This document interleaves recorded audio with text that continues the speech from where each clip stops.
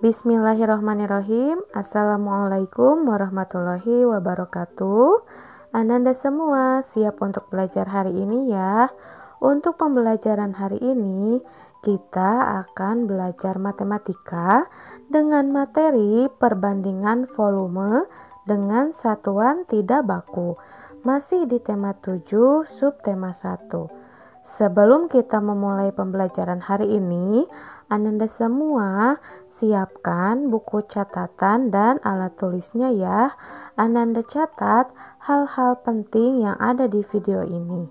Dan untuk memulai aktivitas hari ini, mari kita berdoa bersama-sama supaya pembelajaran hari ini dapat bermanfaat dan Ananda semua dipermudah untuk mengerjakan tugasnya.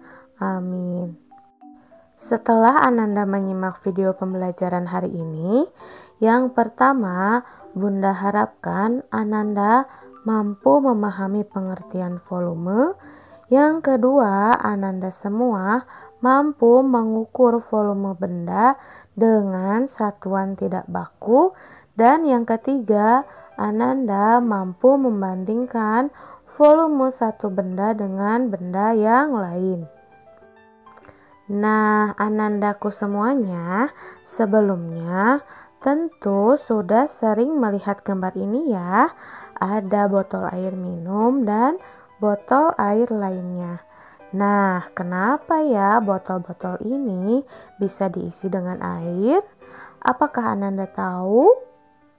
Ya, karena ada ruang-ruangnya ya di dalam botolnya.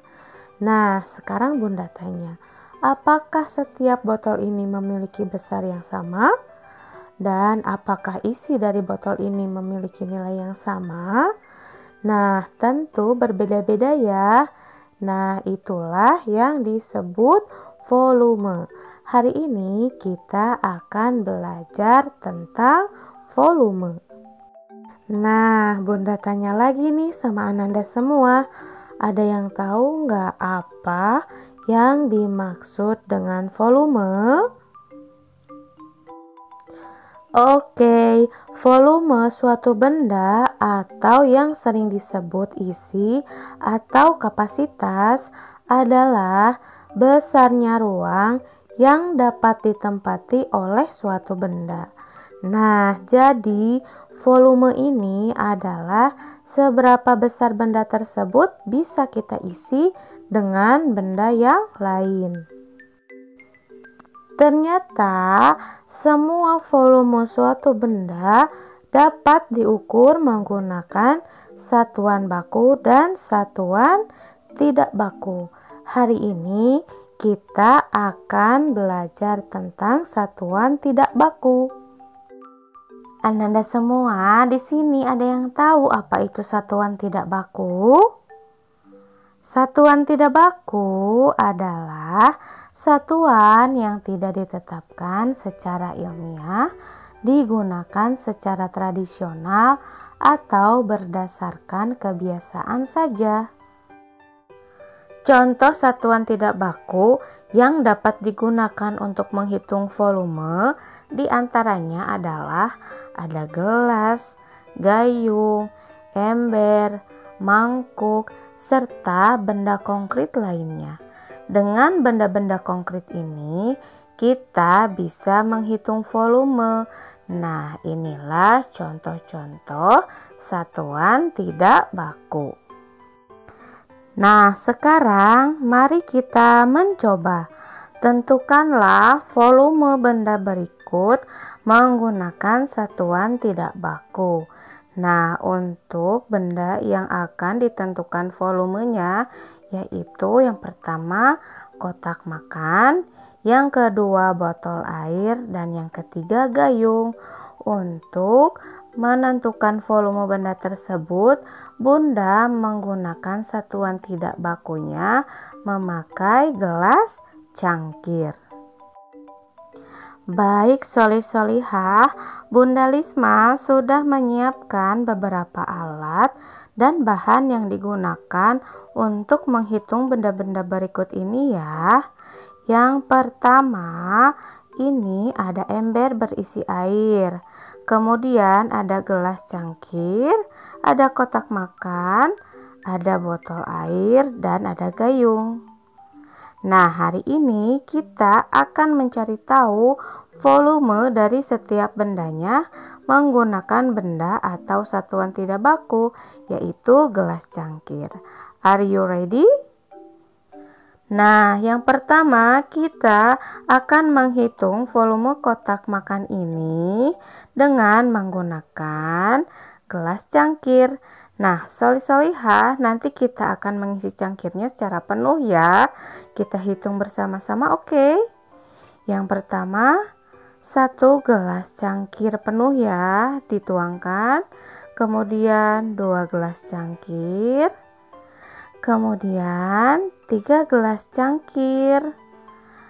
Dan yang terakhir 4 gelas cangkir. Nah, Anda semua bisa lihat ya. Ternyata volume kotak makan ini setara dengan 4 gelas cangkir tadi ya. Nah, bisa dilihat ya Nanda, sudah penuh oleh air ya kotak makannya. Nah, yang selanjutnya kita menghitung volume botol air. Nah, caranya masih sama ya. Kita ambil air menggunakan cangkir tadi ya. Jangan lupa airnya harus penuh, oke? Kita hitung ya. 1 gelas dituangkan. Kemudian 2 gelas dituangkan. Dan 3 gelas dituangkan. Iya. Nah, untuk volume botol air ini kita mengisinya 3 gelas cangkir secara penuh ya Nanda. Nah, yang terakhir kita mempunyai gayung. Kita akan menghitung volume gayung masih menggunakan cangkir tadi ya Nanda. Kita hitung lagi, 1 gelas cangkir, kemudian 2 gelas cangkir, kemudian 3 gelas cangkir, dan selanjutnya 4 gelas cangkir. Wah, masih ada ya. Kita tambahkan lagi 5 gelas cangkir. Nah, untuk volume gayung ini kita mengisi 5 kali gelas cangkir tadi ya. Good job Soli-soliha. Terima kasih sudah membantu Bunda menghitung volume gayung. Nah, Ananda semua, berdasarkan video percobaan tadi dapat kita simpulkan bahwa volume satu kotak makan setara dengan 4 kali volume gelas. Jadi, untuk membuat kotak makan itu penuh dengan air, maka kita menuangkan 4 kali gelas yang berisi air tadi ya. Jadi bisa setara atau bisa penuh ya. Nah, kemudian kita mempunyai botol air. Volume satu botol air setara dengan 3 kali volume gelas. Jadi untuk mengisi botol air itu dengan penuh, kita menuangkan 3 kali gelas air. Jadi volume satu botol air itu setara dengan 3 kali volume gelas. Yang terakhir, volume satu gayung sama dengan atau setara dengan 5 kali volume gelas. Jadi untuk membuat gayung itu penuh dengan air, maka kita memasukkan 5 kali gelas yang berisi air. Nah, Ananda semua, kita sudah berhasil menghitung volume ketiga benda tersebut. Diketahui kotak makan setara dengan 4 kali volume cangkir. Botol air setara dengan 3 kali volume cangkir. Dan yang terakhir, gayung setara dengan 5 kali volume cangkir. Nah, jadi di antara ketiga benda tersebut yang memiliki volume paling besar adalah good job, good, betul sekali. Nah, yang mempunyai volume paling besar yaitu gayung. Nah, bisa dilihat ya, gayung itu setara dengan 5 kali volume cangkir dibandingkan dengan kotak makan yang setara dengan 4 kali volume cangkir, juga botol air minum yang setara dengan 3 kali volume cangkir. Soli-solihah, apakah sudah paham untuk pembelajaran hari ini? Oke, good job Ananda semua. Terima kasih ya sudah memahami materi hari ini. Kesimpulan untuk materi hari ini, untuk menghitung volume suatu benda, kita bisa menggunakan satuan tidak baku. Nah, tadi kita sudah praktek menggunakan satuan tidak bakunya, yaitu menggunakan gelas cangkir. Nah, Ananda semua, untuk tugas hari ini sama ya tugasnya, tugas praktek membandingkan volume air pada setiap wadah. Nah, untuk alat dan bahannya Ananda siapkan ya 3 wadah berbeda bentuk dan berbeda ukuran, seperti toples, mangkuk, dan botol minum yang ada di rumah Ananda. Kemudian siapkan air dan siapkan gelas cangkir.